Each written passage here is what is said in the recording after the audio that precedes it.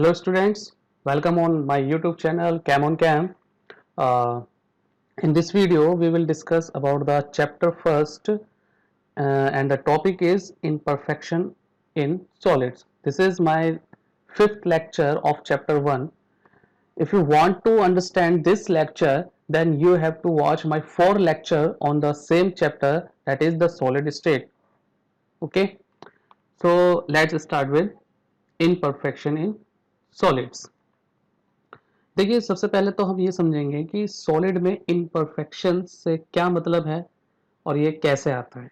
ठीक है, देखिए इस वीडियो के स्टार्टिंग में इस चैप्टर की वीडियो स्टार्टिंग वीडियोस में मैंने आपसे डिस्कस करा था कि सॉलिड्स सॉलिड्स ये दो टाइप के होते हैं। ठीक है, first one is crystalline solid, crystalline solid. और क्रिस्टलाइन सॉलिड में पार्टिकल्स जो होते हैं उनका एक रेगुलर पैटर्न होता है, हमें एक रेगुलर पैटर्न देखने को मिलता है। ओके, पार्टिकल्स का एक रेगुलर अरेंजमेंट या रेगुलर पैटर्न देखने को मिलता है क्रिस्टलाइन सॉलिड्स में। वही दूसरी तरफ जिनमें रेगुलर पैटर्न नहीं होता है उन्हें हम क्या बोलते हैं, ऐसे सॉलिड्स को हम क्या बोलते हैं, एमॉर्फस सॉलिड्स बोलते हैं। इसमें पैटर्न इरेगुलर होता है। ठीक है, इरेगुलर पैटर्न मिलता है पार्टिकल्स का। ओके, लेकिन कोई भी सॉलिड परफेक्टली क्रिस्टलाइन नहीं होता है। नॉर्मल टेम्परेचर या हाई टेम्परेचर पे कोई भी क्रिस्टलाइन सॉलिड परफेक्टली क्रिस्टलाइन नहीं होता। ठीक है, परफेक्टली क्रिस्टलाइन से मतलब यह है कि सारे पार्टिकल्स एक प्रॉपर वे में अरेंज नहीं होते, कहीं कहीं किसी एक लैटिस साइट पे या लैटिस पॉइंट पे। ठीक है, लैटिस साइट या लैटिस पॉइंट बोलिए, एक ही बात है। सॉलिड के अंदर जो एटम्स की पोजीशन होती है उसे हम क्या बोलते हैं, लैटिस पॉइंट बोलते हैं। ठीक है, पोजीशन ऑफ एटम आप सिंपली कह सकते हैं। एटम या मॉलिक्यूल या हम दोनों के लिए एक सेम वर्ड यूज कर देते हैं, पार्टिकल्स। ठीक है, position of particles in the solid, तो इसको हम क्या बोल देते हैं, लैटिस पॉइंट बोल देते हैं। तो सॉलिड्स के अंदर, क्रिस्टलाइन सॉलिड्स के अंदर कभी कभी क्या होता है, हाई टेम्परेचर या नॉर्मल टेम्परेचर पे पार्टिकल या तो मिस होते हैं या कोई एक्स्ट्रा पार्टिकल आ गया होता है, यानी थोड़ा सा डिफेक्ट आ जाता है। क्रिस्टलिनिटी में अगर हम बोलें तो थोड़ा सा डिफेक्ट आ जाता है। ठीक है, या दूसरे शब्दों में कहें इनपरफेक्शन आ जाता है क्रिस्टलाइन सॉलिड में। क्रिस्टलाइन सॉलिड पूरी तरीके से परफेक्ट नहीं होते, इनपरफेक्ट होते हैं। ओके,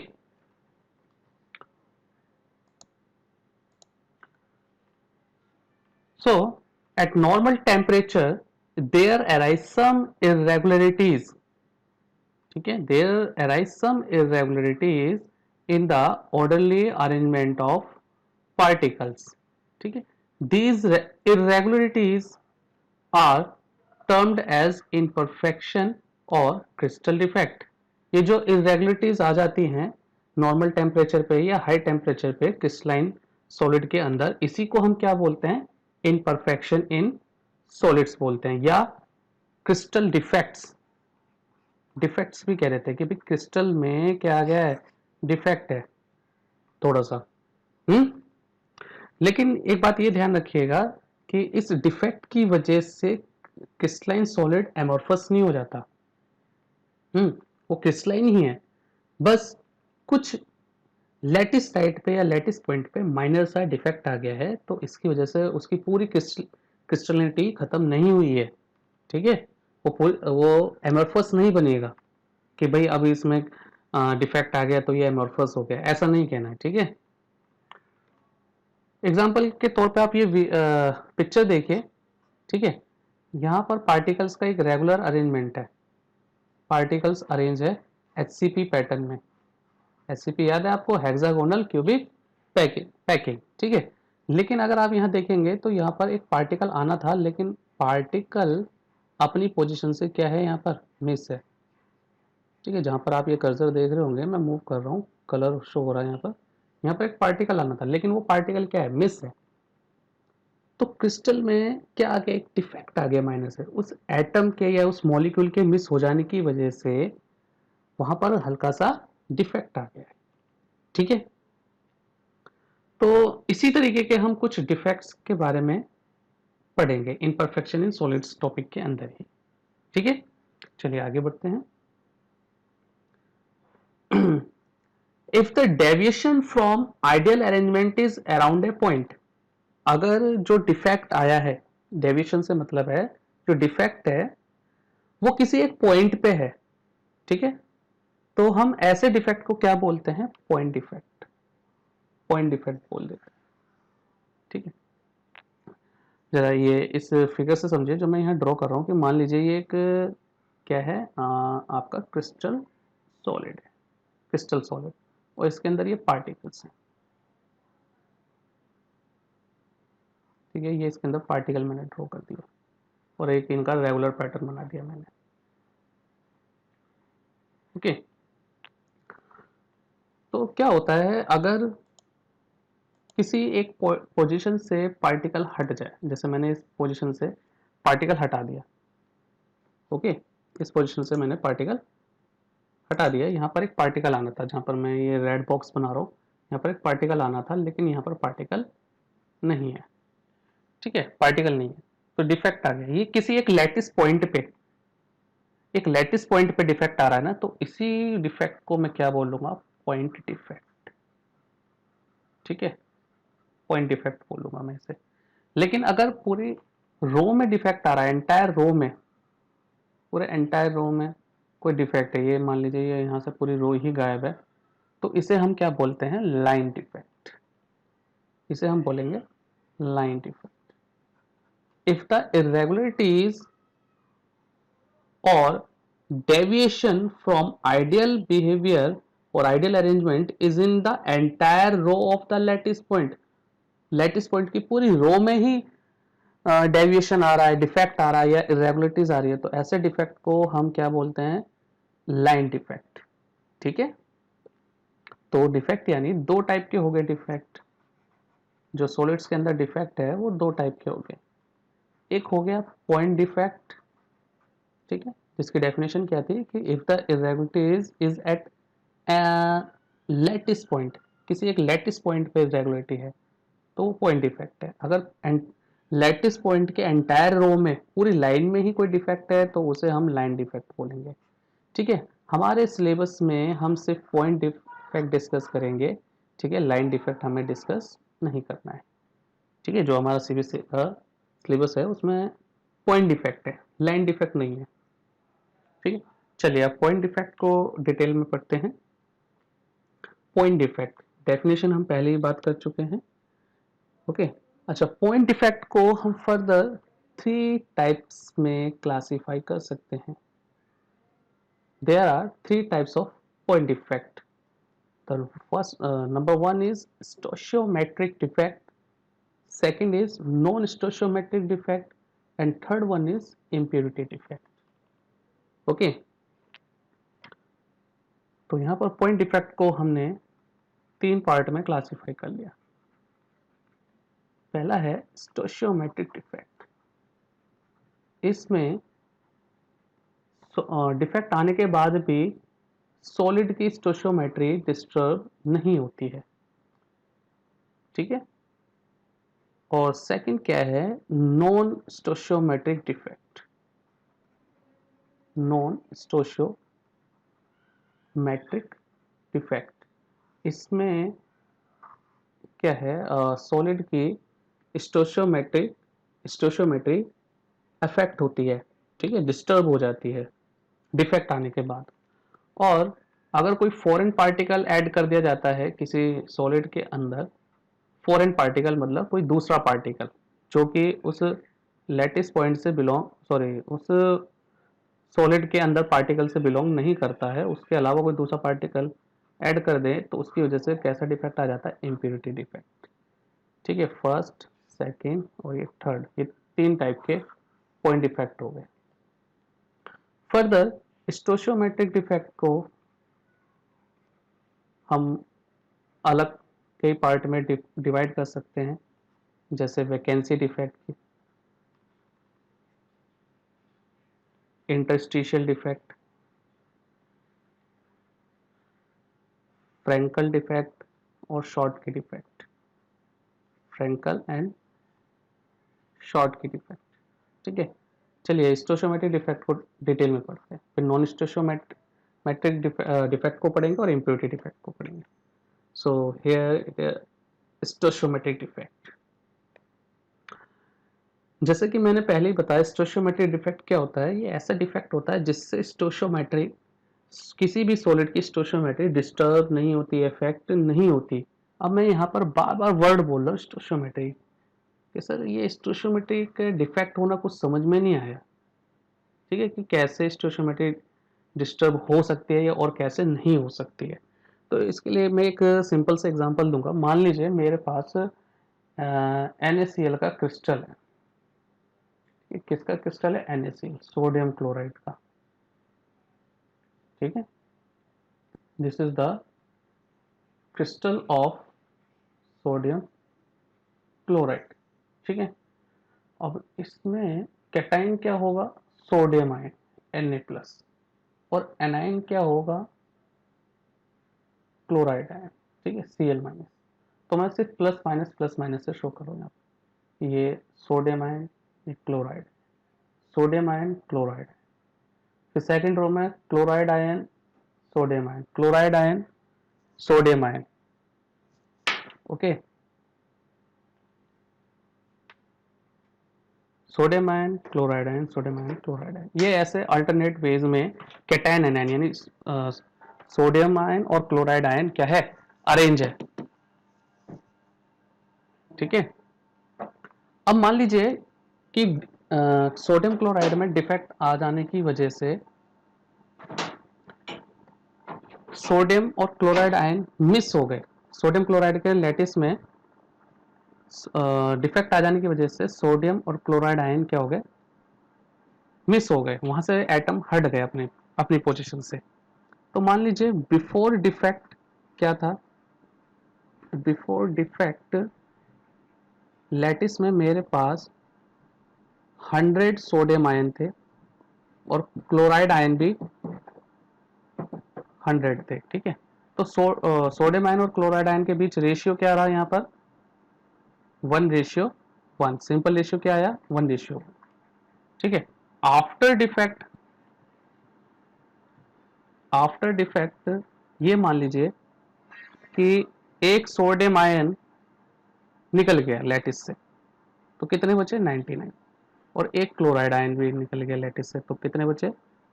99। अब इन दोनों का रेशियो लो, अभी भी रेशियो क्या है? सेम है ना रेशियो। तो स्टोशियोमेट्री डिफेक्ट के बाद क्या अफेक्ट हुई? डिफेक्ट आ जाने के बाद क्या स्टोशियोमेट्री अफेक्ट हुई? No. The simple ratio, the simple ratio is same, the simple ratio is same even after the defect, even after the defect। ठीक है, डिफेक्ट आ जाने के बावजूद सिंपल रेशियो क्या रहा? सेम रहा। ठीक है, तो इसलिए हम यहाँ पर क्या कहेंगे कि भाई स्टोशियोमेट्री सॉलिड की चेंज नहीं हुई। लेकिन सभी डिफेक्ट में ऐसा नहीं होता है, किसी किसी में ये सिंपल रेशियो क्या है? डिस्टर्ब हो जाता है। ठीक है, तो इसी वजह से हम ऐसे डिफेक्ट को नॉन स्टोशियोमेट्रिक डिफेक्ट कहते हैं। ओके, नॉन स्टोशियोमेट्रिक डिफेक्ट का एग्जांपल हम नॉन स्टोशियोमेट्रिक डिफेक्ट के टॉपिक में ही ले लेंगे। ठीक है, यहाँ पर अभी आपको स्टोशियोमेट्री कैसे डिस्टर्ब होगी और कैसे नहीं होगी ये समझ में आया ना? ठीक है, चलिए तो आगे बढ़ते हैं, मैं इसे इरेज कर देता हूँ।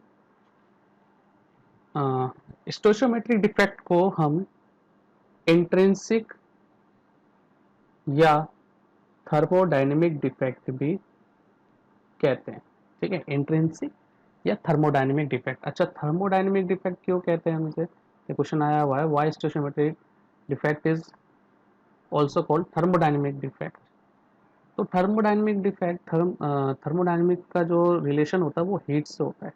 तो ये ऐसे डिफेक्ट हैं जो हीटिंग से भी क्रिएट किए जा सकते हैं, कि अगर हम किसी सब्सटेंस को हीट कर रहे हैं तो उसकी वजह से ऐसे डिफेक्ट क्रिएट हो सकते हैं।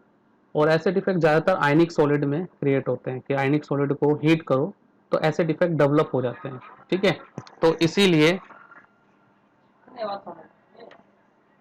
इसीलिए हम इसे थर्मोडायनेमिक डिफेक्ट भी बोलते हैं, ओके। चलिए, स्टोशियोमेट्रिक डिफेक्ट का पहला टाइप वैकेंसी डिफेक्ट, ठीक है। स्टोशियोमेट्रिक डिफेक्ट का पहला type vacancy defect. Vacancy defect देखिए कैसे क्रिएट होता है कि जब कोई एटम अपनी लैटिस पोजीशन से गायब हो जाता है, ठीक है, टेम्परेचर चेंज की वजह से या किसी भी फिजिकल कंडीशन की चेंज की वजह से एटम क्या है अपने लैटिस साइड से या लैटिस पॉइंट से वैकेंट हो जाता है, तो हम कहते हैं कि क्रिस्टल में वैकेंसी डिफेक्ट आ गया, ठीक। फॉर एग्जांपल आप फिर से इस फिगर को देखिए, ये आपने पहले भी देखी इस वीडियो में कि यहाँ पर ये पार्टिकल्स हैं, ये HCP पैटर्न में अरेंज है और यहाँ पर एक पोजीशन से एटम गायब है, this is the missing atom, ठीक है, मिसिंग एटम। यहाँ पर एटम होना चाहिए था लेकिन एटम नहीं है। अब यहाँ एटम के मिस हो जाने से क्या क्रिएट हो रही है, एम्प्टी स्पेस क्रिएट हो रहा है, एम्प्टी स्पेस, ठीक है।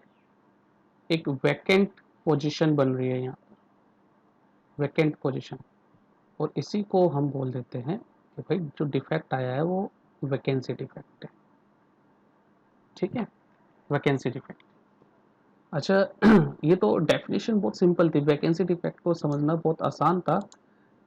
अब देखिए कि वैकेंसी डिफेक्ट से अफेक्ट क्या हो रहा है सॉलिड में, इसके क्वेश्चन आते हैं, ये डेंसिटी वाले क्वेश्चन आएंगे, ठीक है। तो इसको थोड़ा ध्यान से समझिएगा। जैसे कि आप ये हाईलाइट किया हुआ देख रहे हैं कि वैकेंसी डिफेक्ट की वजह से डेंसिटी किसी भी सॉलिड की क्या हो जाती है, डिक्रीज हो जाती है। या अगर किसी सॉलिड के अंदर वैकेंसी डिफेक्ट आ रहा है, किसी लैटिस के अंदर वैकेंसी डिफेक्ट आ रहा है, तो डेंसिटी डिक्रीज हो जाएगी, ठीक है। अब इस बात को हम समझते हैं कि यहाँ डेंसिटी कैसे डिक्रीज हो रही है, ठीक। तो देखिए सिंपली डेंसिटी क्या होता है, सबसे पहले आप मुझे बताएंगे कि डेंसिटी क्या होता है। ये आपने छोटी क्लासेस में पढ़ रखा है, सभी को पता है आई होप। ये होता है मास डिवाइडेड बाय वॉल्यूम, ठीक है, मास डिवाइडेड बाय वॉल्यूम। अब इस फिगर को दोबारा देखिए कि जो पार्टिकल ने यहाँ पर वॉल्यूम ऑक्यूपाई कर रखा है, ये जो वॉल्यूम है, ये लैटिस का जो वॉल्यूम है ये है, ठीक है। मान लीजिए यहाँ पर पहले एटम था, यहाँ पर पहले क्या था, एटम था, ठीक है। तो देखिए वॉल्यूम इतना है, और मान लीजिए आफ्टर द डिफेक्ट यहाँ पर एटम नहीं है, तो भी वॉल्यूम उतना ही है, यानी आफ्टर द डिफेक्ट क्या होता है, वॉल्यूम सेम रहता है, वॉल्यूम इज सेम, ठीक है, आफ्टर डिफेक्ट। क्योंकि एटम ने तो स्पेस उतना ही ऑक्यूपाई कर रखा है ना, अगर स्पेस सेम रहा तो वॉल्यूम भी सेम है, ओके। लेकिन यहाँ पर एटम कम हो जाने की वजह से मास भी क्या हो जाता है, कम हो जाता है। भाई नंबर लैटिस का जो मास है, क्रिस्टल लैटिस का जो मास है, वो तो उसके अंदर एटम से ही तो होगा। अगर नंबर ऑफ एटम कम हो गए तो मास भी कम हो जाएगा। तो हम यहाँ लिख सकते हैं after the defect mass is decreases as number of particle और atom decreases, number of particles decreases, ठीक है। तो डेंसिटी क्या होता है, मास अपॉन में वॉल्यूम, तो वॉल्यूम तो सेम है लेकिन मास क्या हो रहा है, ये डिक्रीज हो रहा है। अगर मास डिक्रीज हो रहा है तो ऑब्वियसली बात है डेंसिटी भी डिक्रीज हो जाएगी, ठीक है। तो आई होप यहाँ पर आपको समझ में आया कि डेंसिटी कैसे डिक्रीज हो रही है। अच्छा, ऐसे defect non ionic solid, non ionic solid show करते हैं, ठीक है, नॉन आयनिक सॉलिड। तो देखिए आयरन की कोई रोड है यहाँ पर, अब यहाँ पर तो एटम पूरा मिस हो रहा है, स्टोशियोमेट्री चेंज क्यों नहीं हो रही, ये वैकेंसी डिफेक्ट स्टोशियोमेट्री डिफेक्ट के अंदर क्यों आ रहा है। तो जरा देखिए, मान लीजिए कि आयरन आयरन का कोई लैटिस है, जिसमें आयरन के एटम है Fe, ठीक है, ये आयरन के एटम है। अगर यहाँ पर आयरन का कोई एक एटम मिस हो जाए तो आयरन का कोई फॉर्मूला चेंज हो रहा है क्या? नहीं ना, क्योंकि यहाँ पर सिंपल एक ही टाइप का पार्टिकल है, तो एक टाइप का पार्टिकल अगर मिस हो जाए तो उसके फॉर्मूले में कोई चेंज नहीं आता है, क्योंकि यहाँ पर आयरन का हम सिंपल रेशियो किससे ले, किसी से नहीं ले पाएंगे ना, कोई दूसरा आइटम तो होना चाहिए। तो इसीलिए ये स्टोशियोमेट्रिक डिफेक्ट के अंदर ही आता है, इससे क्या है, स्टोशियोमेट्री डिस्टर्ब नहीं होती है। चलिए दूसरे स्टोशियोमेट्रिक डिफेक्ट की बात करते हैं। Second one is interstitial defect. Interstitial defect को समझने से पहले मैं आपको ये बता देता हूँ कि what is the interstitial site. Interstitial site ये क्या होता है, साइट्स कहें हैं, इंटरस्टिशियल स्पेस बोल दें या इंटरस्टिशियल पोजीशन बोल दीजिए, कुछ भी बोल दीजिए, इसको समझते हैं ये क्या है। ठीक है, देखिए आपको पहले के लेक्चर में मैंने वॉइड्स के बारे में बताया होगा कि अगर हम पार्टिकल्स को क्लोजली इंटैक्ट करके रख दें, क्लोजली पैक करके रखें, तो भी कुछ ना कुछ गैप वहाँ पर बच जाता है। ठीक है, तो भी वहाँ पर कुछ ना कुछ गैप जरूर बच जाएगा। जैसे मैंने यहाँ पर आपको ये 4 पार्टिकल्स क्लोजली पैक करके दिखा दिए, लेकिन इनके बीच में अभी भी क्या है, स्पेस है। ठीक है, ये स्पेस दिख रहा है, मैं ब्लू कलर स्पेस में ये ब्लू कलर फिल कर रहा हूँ। ठीक है, ये स्पेस है, देखिए यहाँ पर ये स्पेस है, ये रहा स्पेस, तो बहुत सारा यहाँ पर स्पेस है। तो इन्हीं स्पेस को हम क्या बोल देते हैं, वॉइड्स बोल देते हैं, या इंटरस्टिशियल स्पेस भी बोल देते हैं, इंटरस्टिशियल साइट आप बोल सकते हैं। ठीक है, अगर पार्टिकल्स इस तरीके से अरेंज है और उनके इंटरस्टिशियल स्पेस में कहीं एक एक्स्ट्रा पार्टिकल आ जाए, ठीक है, किसी दूसरे लैटिस से या कहीं से भी ये पार्टिकल आ गया, ठीक है, तो पार्टिकल आ जाने की वजह से क्या हुआ, इसका जो रेगुलर पैटर्न था वो डिस्टर्ब हुआ। ठीक है, डिफेक्ट आ गया सॉलिड में। तो ऐसे डिफेक्ट को हम क्या बोलते हैं, इंटरस्टिशियल डिफेक्ट बोलते हैं। ठीक है, इंटरस्टिशियल डिफेक्ट। तो डेफिनेशन आप लोग यहाँ देख सकते हैं स्क्रीन पे, when some constitute particles occupy an interstitial site, जब कुछ constitute particle interstitial site को occupy कर लें, the crystal is said to have interstitial defect। तो क्रिस्टल में हम कैसा डिफेक्ट बोलेंगे, इंटरस्टिशियल डिफेक्ट। अच्छा, ये इंपॉर्टेंट बात है, मैंने हाईलाइट भी कर रखा है कि इस डिफेक्ट की वजह से क्या होता है, डेंसिटी इंक्रीज होती है। ठीक है, सॉलिड की डेंसिटी इंक्रीज होती है। तो यहाँ पर दोबारा समझिए कि यहाँ पर कैसे इंक्रीज हो रही है, वैकेंसी में तो घट रही थी और इंक्रीज यहाँ पर क्या हो रही है, इंक्रीज हो रही है। तो डेंसिटी क्या होता है, density is simply mass upon में वॉल्यूम। अब यहाँ पर जैसे मान लीजिए पहले 4 पार्टिकल थे और वॉल्यूम ये था, लेकिन अब इंटरस्टिशियल साइट पर ये एक्स्ट्रा आइटम आ गया, तो नंबर ऑफ आइटम बढ़ गए, तो मास भी बढ़ गया, मास इंक्रीज हो गया। लेकिन वॉल्यूम क्या रहा, वॉल्यूम सेम रहा। वॉल्यूम कैसा है बेटा, सेम। अगर मास इंक्रीज करेगा तो ऑब्वियसली बात है डेंसिटी भी इंक्रीज कर जाएगी। ठीक है, तो यही वजह है कि इंटरस्टिशियल डिफेक्ट जो है सॉलिड की डेंसिटी को इंक्रीज करता है। इस पे क्वेश्चंस भी आते हैं कि जैसे सिंपली 1 मार्क्स के इसमें क्वेश्चन पूछते हैं। डिफेक्ट का एक क्वेश्चन हर बार जरूर आता है, जो इम्परफेक्शन ऑफ सॉलिड का टॉपिक मैं यहाँ आज आपसे डिस्कस कर रहा हूँ, इसका चाहे 1 मार्क्स का क्वेश्चन आए लेकिन आता जरूर है। अभी तक का जब आप पुराना क्वेश्चन पेपर उठा के देख लीजिए केमिस्ट्री का। ठीक है, और ये थ्योरेटिकल टॉपिक है, इसमें कोई न्यूमेरिकल नहीं है, थ्योरी है। ठीक है, सिर्फ समझना है, कॉन्सेप्ट्स है, तो इसीलिए काफ़ी आसान भी है इसको करना, बस कुछ चीज़ों का ध्यान रखना है। अब जैसे एक सिंपल क्वेश्चन आपसे पूछ लिया जाए कि name the any stoichiometric defect which increase the density of solid, तो सिंपली आंसर क्या हो गया, इंटरस्टिशियल डिफेक्ट। चलिए इसको फिगर के थ्रू भी समझते हैं। जैसे मान लीजिए फिगर है, और यहाँ पर ये पार्टिकल्स है, ये पार्टिकल, ये पार्टिकल, ये पहले से ही सॉलिड्स में प्रेजेंट है, जिन पे मैं टिक कर रहा हूँ वो पार्टिकल्स, ठीक है, ये पहले से ही सॉलिड्स में प्रेजेंट है। लेकिन आफ्टर द डिफेक्ट इनकी इंटरस्टिशियल साइड पे ये देखिए ये एटम आ गया, ये इन चार पार्टिकल के बीच का स्पेस है, यहाँ पर ये एटम आ गया।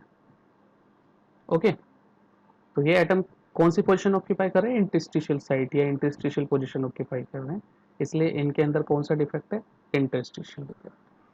ठीक है, आई होप ये क्लियर हो गया होगा आपको। चलिए नेक्स्ट स्टोशियोमेट्रिक डिफेक्ट पे बढ़ते हैं, थर्ड वन, द शॉर्ट की डिफेक्ट, और ये काफ़ी इंपॉर्टेंट भी है शॉर्ट की डिफेक्ट।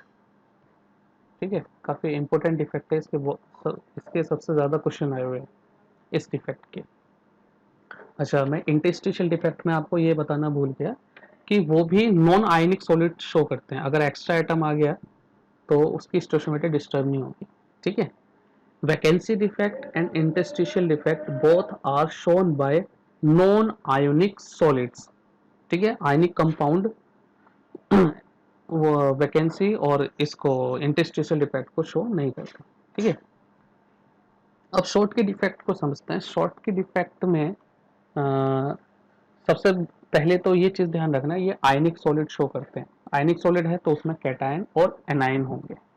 ओके, आयनिक कंपाउंड के लिए मैं आपको एक बात बता देता हूँ। आयनिक कंपाउंड में जब भी कोई डिफेक्ट आए बेटा, कैसा भी डिफेक्ट, चाहे वो इम्प्योरिटी डिफेक्ट हो, शॉर्ट के डिफेक्ट हो, फ्रैंकल डिफेक्ट हो, ठीक है, समझने के लिए मैं बता दे रहा हूँ, उस चाहे वो नॉन स्टोशियोमेट्रिक डिफेक्ट हो, ठीक है, यानी कैटायन और एनायन का रेशियो डिस्टर्ब होता है या नहीं होता है, ठीक है, लेकिन एक चीज सेम रहेगी, वो चीज क्या है, charge. Total positive charge should be equal to total negative charge. ठीक है, आफ्टर द डिफेक्ट चाहे number of ratio of cation और एनायन सेम रहे या नहीं रहे, लेकिन चार्ज जरूर सेम रहना चाहिए। ये चीज आप ध्यान रखना, तो आप आयनिक कंपाउंड में आने वाले डिफेक्ट को समझ सकते हैं। ठीक, चलिए अब यहाँ पर शॉर्ट के डिफेक्ट हम डिस्कस करते हैं। शॉर्ट के डिफेक्ट देखिए कैसे क्रिएट होता है। शॉर्ट के डिफेक्ट एक्चुअल में एक स्पेशल टाइप का वैकेंसी डिफेक्ट कह सकते हैं आप, क्योंकि यहाँ पर क्या है, आयनिक कंपाउंड के अंदर कैटायन और एनायन दोनों ही मिस हो जाते हैं, और कुछ इस तरीके से अपनी पोजीशन से मिस होते हैं, वो अब अपनी पोजीशन से वैकेंट इस तरीके से होते हैं कि कैटायन और एनायन इक्वल होते हैं नंबर में। जैसे फॉर एग्जांपल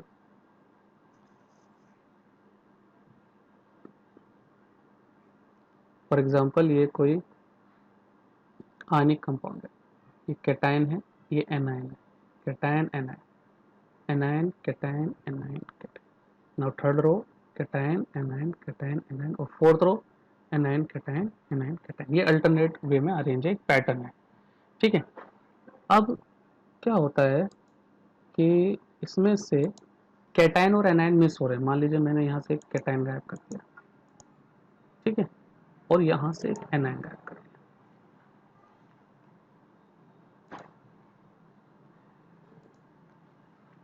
ओके, तो बिफोर डिफेक्ट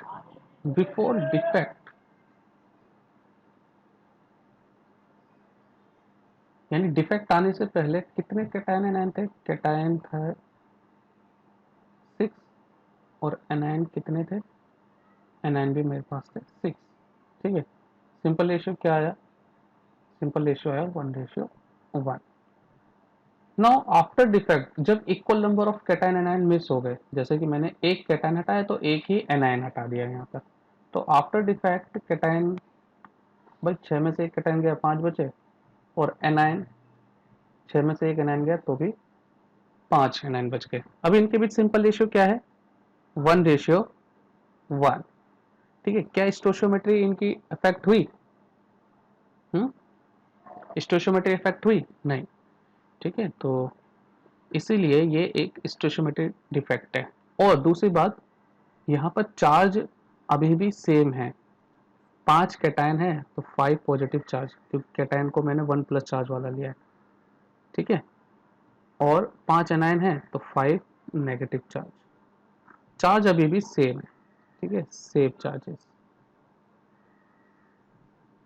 तो शॉर्टकट डिफेक्ट बेसिकली क्या है, एक वैकेंसी डिफेक्ट है।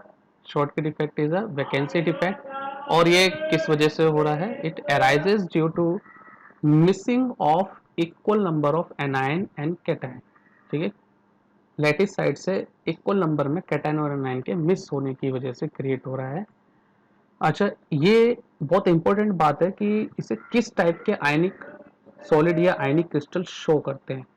इसे ऐसे आयनिक आयनिक कंपाउंड शो करते हैं,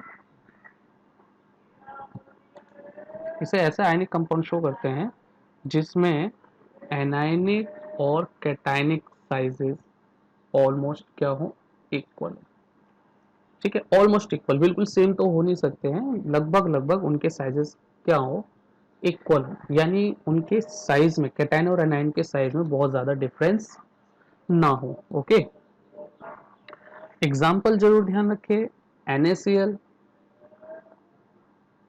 KCl, potassium chloride, caesium chloride और AgBr, ठीक है, AgBr का खास ध्यान रखें बेटा, क्योंकि ये फ्रैंकल डिफेक्ट भी शो करता है। शॉर्ट की तो शो कर रहा है, फ्रैंकल डिफेक्ट भी शो कर रहा है। क्योंकि शॉर्ट की डिफेक्ट अपने आप में एक वैकेंसी डिफेक्ट है, इसीलिए ये भी सॉलिड की डेंसिटी को क्या करेगा, डिक्रीज करेगा, क्योंकि यहाँ पर नंबर ऑफ पार्टिकल कम हो रहे हैं तो मास भी कम हो जाएगा, ठीक है, और वॉल्यूम सेम है, तो मास कम, डेंसिटी भी कम। ओके, चलिए फिगर के थ्रू इसे समझते हैं।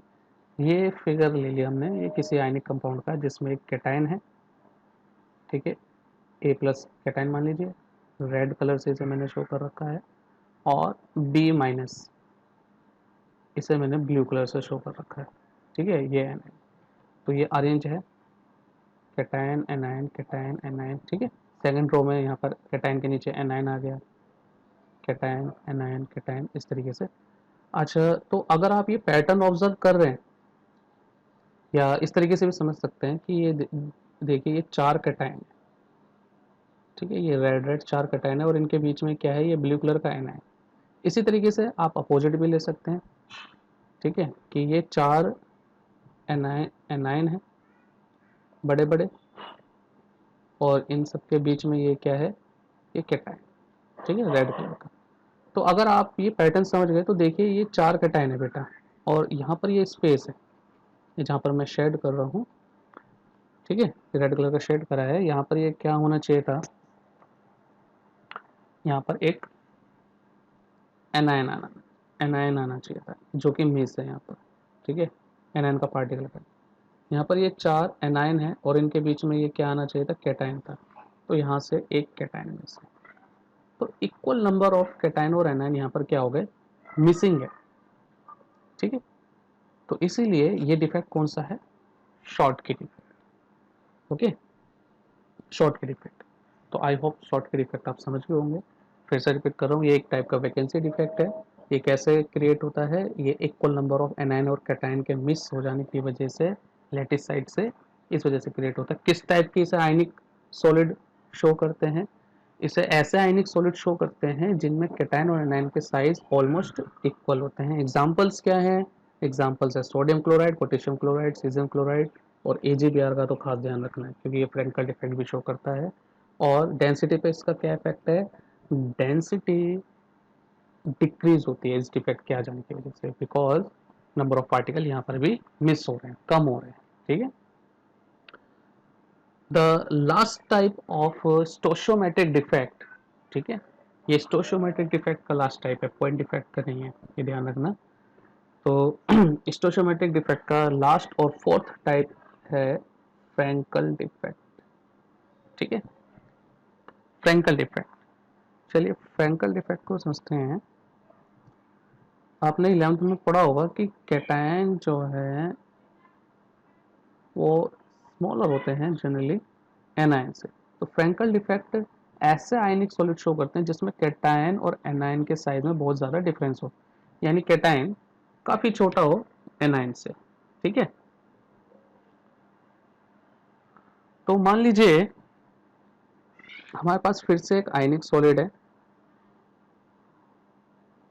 ठीक है, और इसमें ये cation anion cation, anion cation anion cation anion और कैटायन, ठीक है, ये आयनिक सॉलिड है हमारे पास। ओके, अब इसमें क्या होता है कि कोई एक कैटायन अपनी लैटिस पोजीशन को छोड़ करके, मान लीजिए कैटायन है, ये अपनी लैटिस पॉइंट को छोड़ करके यहाँ पर जो कैटायन एनायन के बीच में गैप है, ये इंटरस्टिशियल साइट है, ठीक है, यहाँ चला जाए, इधर चला जाए। ओके, तो सिचुएशन क्या होगी यहाँ पर, सिचुएशन कुछ इस टाइप की होगी। मैं दोबारा यहाँ बना के दिखा रहा हूँ आपको कि अगेन ये लैटिस है, ठीक है, cation anion cation anion cation anion sorry, और ये जो कैटायन है वो यहाँ इस पोजीशन पे डिसलोकेट हो गया, यहाँ पर इंटरस्टिशियल साइड पे चला गया, और ये पोजीशन क्या रह गई, वैकेंट रह गई, खाली रह गई, ठीक है, एनायन एंड कैटायन। तो फाइनली क्या हुआ, यहाँ पर नंबर ऑफ पार्टिकल सेम रहेंगे, क्योंकि सिर्फ एक पार्टिकल अपनी पोजीशन से डिसलोकेट हुआ है, डिसलोकेट हुआ है, ठीक है, तो इसी डिसलोकेशन की वजह से हम इसे डिसलोकेशन डिफेक्ट भी बोलते हैं। ये एक टाइप का इंटरस्टिशियल डिफेक्ट है, स्पेशल टाइप का इंटरस्टिशियल डिफेक्ट है, क्योंकि यहाँ पर पार्टिकल अपने लैटिस पोजीशन से कहाँ चला गया, इंटरस्टिशियल साइड पे चला, ठीक है, इंटरस्टिशियल साइड पे चला गया है। ओके, अच्छा डेंसिटी पे क्या फर्क पड़ेगा, डेंसिटी पे कोई फर्क नहीं पड़ने वाला, ये स्टोशियोमेट्रिक डिफेक्ट में ऐसा अकेला डिफेक्ट है जो कि डेंसिटी को अफेक्ट नहीं करता।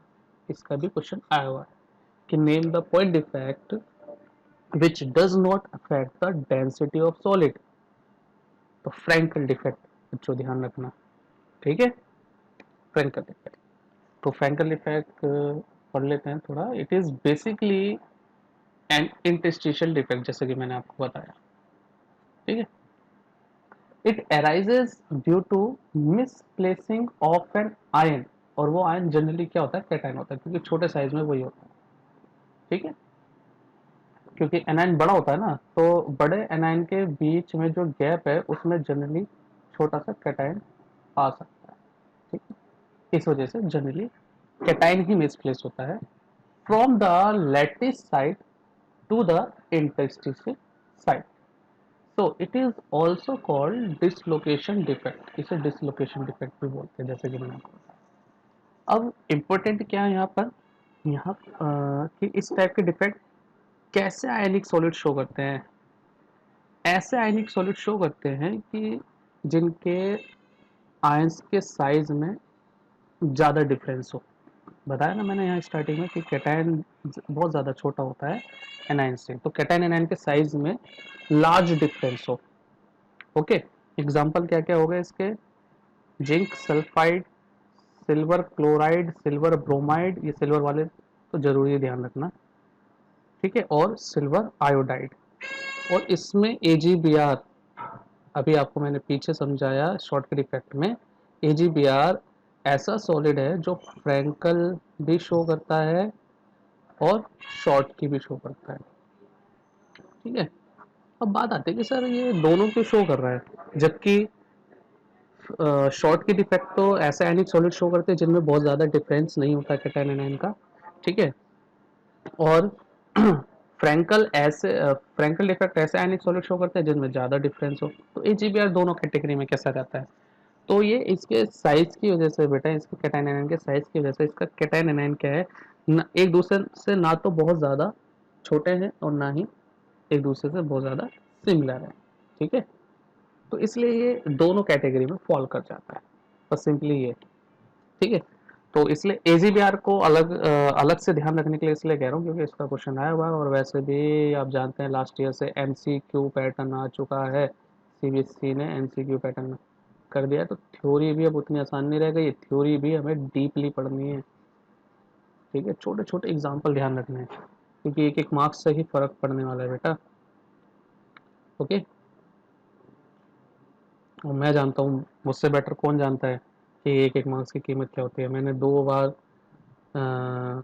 यूँ कह लीजिए गवर्नमेंट जॉब से 2 बार रह गया हूँ। एक तो 0.33 से रह गया था मैं, ठीक है, और एक 0.82 से रह गया। ओके, तो इसलिए एक एक मार्क्स बहुत कीमती है। चलिए फिगर के थ्रू इसको थोड़ा समझते हैं। ये फिर से आयनिक सॉलिड है हमारे पास, और पैटर्न देख करके आप ये समझ सकते हैं कि इन एनायन के बीच में यहाँ पर क्या आना था, कैटायन आना था। ठीक है, हमारा कैटायन आना था, जो कि डिसलोकेट होकर कहाँ चला गया, डिसलोकेट होकर के ये चला गया। देखिए ये यहाँ पर इस पोजीशन।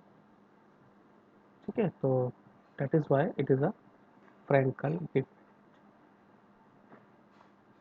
और जो पार्टिकल डिसलोकेट हुआ है वो लैटिस के अंदर ही है, तो इसलिए डेंसिटी पे कोई इफेक्ट नहीं पड़ेगा। सो आज की वीडियो में बस इतना ही है।